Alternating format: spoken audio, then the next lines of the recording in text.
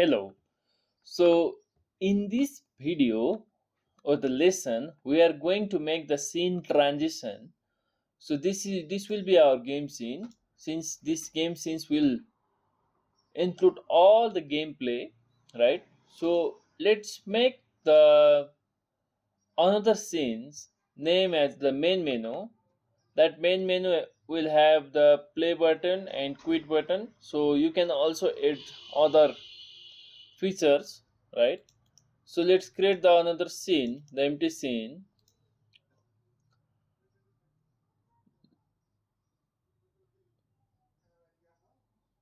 Here is the scene. Okay, so let's click on the scene and let's rename it as main menu. All right. So let's create a canvas first and let's go to the scale with scale size to 1920 by 1080 and let's create a image as background.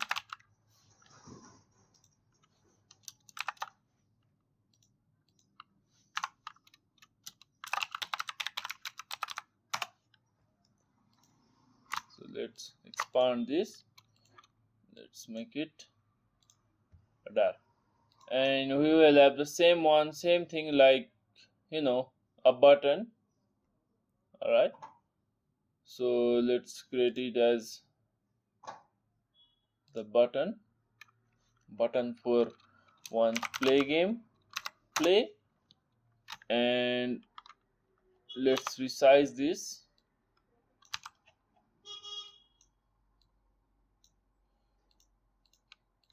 So let's play 40. Let's make it italic. How about 60? Okay, this is good.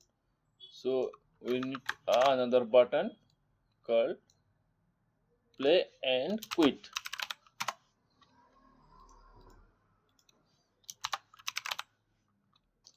Play and quit. So let's make one game name. All right, so let's go to it and you can either go to the text game name. So let's set the anchor to the top. Let's make it white in color. Okay, so let's make the name as fruit. So text is so small, so let's make it 200 150. Okay, fruits stop. Right, you can just set the color and you can also change the font. Okay, so this looks pretty good. So you can just change as per your creativity. All right, so let's make another script neon. As you can see, the transition between these are the scenes, right? Okay, so the transition between the scenes are done are handled by the scene manager class. So let's create a script, mono behavior script, name as scene manager. All right. Okay. So let's create a one script called scene manager, and let's attach that script in the scene manager. All right. Okay. So here is the function. So before that, we do have a scene manager unity. All right. So the scene manager, the transition between the scene, loading the scene, unloading the scenes are handled by the scene manager. This is the class that is present in the Unity engine scene management directive. Manage the scenes in the player and play mode in the editor. You can use the scene manager to manage and manipulate the scenes in the player. All right. So you do have lots of functions that we are going to use. For example, loaded scene. If you want to count the loaded scene, create scene count, and all of it. So we do have the load scene, means loads the scene by its name or index in the build setting. The name or the index means basically names are the name of the scene, and the index are, if you go to the build profile, right? So this, if you have the scene list, if you can see the scene list, all right, so you can see the 0, right? So this 0 is the build index. So if I just set the main menu over here, and let's set it as the first child, first object, first one. So this main menu is the game scene name, and this 0 is the build index. This game scene is the scene name, and this one is the build index. Okay, all right. So we can just set it by using either by using the build index or the build name. Okay, so let's first create the function called public void restart scene. All right. So while restarting the scene, so the first task is we need to set the time scale to 1, the first task. And to work with the scene manager, we need to use unity engine dot scene management. So if you go to the scene manager dot load scene, oh, I think we need to change the class name and the file name. So let's do the scene handler. Okay,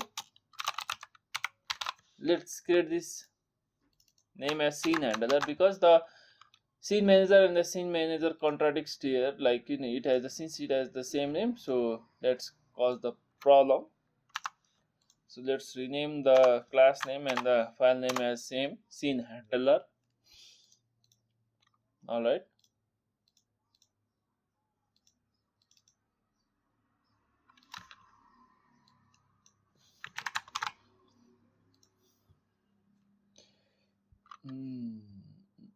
Okay, scene handler. So scene manager dot load scene. So we can load by using the scene name. Restart means the game scene, right? So it looks for the string scene name. So the name must be same. Okay, the game scene means if you go and click on the scenes, this is the game scene. The name must be same. Either you can just copy the scene name and just paste it here. And the second one is we need to public void main menu. Okay, load main menu, or you can just main menu scene. So for that, so let's create the time scale to 1, and let's copy this and let's paste it here, and let's give to the main menu. And the last function is the quit button, right? So let's rename this as quit game. Okay, so if you check for the application dot quit, okay, so this will be the function for the quit game. So when players clicks on the quit button, that will quit our application, not the editor. All right. So this will be our functions in the scene handler script. So we have created the function, but we need to call this function when we press the button, right? So it's very simple. When you click on the button, so if you go to the on click, so you can just press on the plus button. It is looking for the object, so the object is the scene manager object. All right, so you can see there is no function called. So let's go to the scene handler. The function is in the scene handler script. And play means okay, play means what? Restarts in game scene. Okay, so let's make it as game scene play. All right, so we will call both in the same function from the play and the in the another script, in the another scene. Go to and play. So let's go to the quit. So let's do the same thing. Drag the object and go to the scene handler and go to quit game. All right, so this is the setup. So in main menu as well, we need the scene man, sorry, in game scene as well, we need the same thing. All right, so I have copied the, you need to just copy this scene manager and go to the game manager and paste control V here. So I've done that. So here as well, what we need to do is this one, right? Okay, so when there is a restart, so let's go and drag the scene manager and call the play function. Since the game scene is in the play public function, if you click on the main menu, what we need to do is you just need to use the main menu scene. Okay, so that's much. So let's see whether it will work or not. All right, what happened?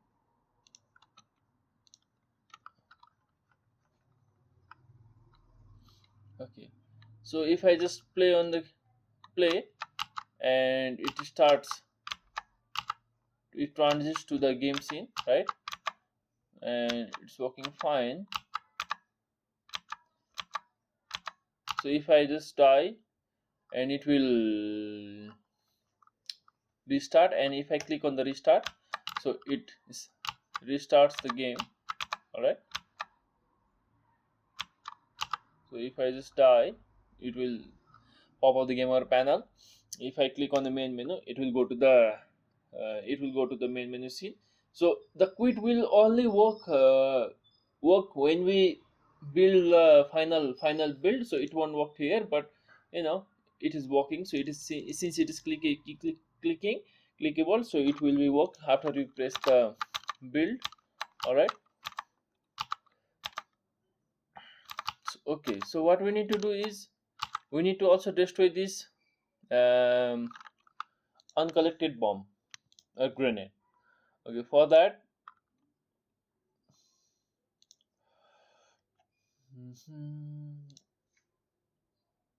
okay, so here it is, right? So we just need to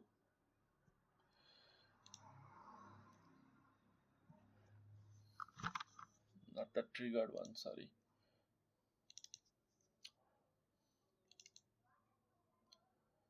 Okay, if you go to the ground handler, right? So if you go to the, so either you can just create, or I think we don't need to check the conditions. So it will destroy all of the things that collided with the ground. Okay, so let's see. Okay, so this is destroying, this also destroy. Come on, come on, come on.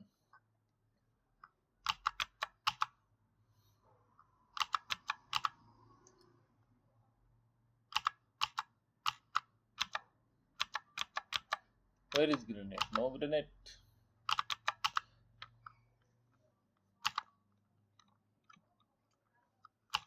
Okay, so oh nice, so this one destroys. All right.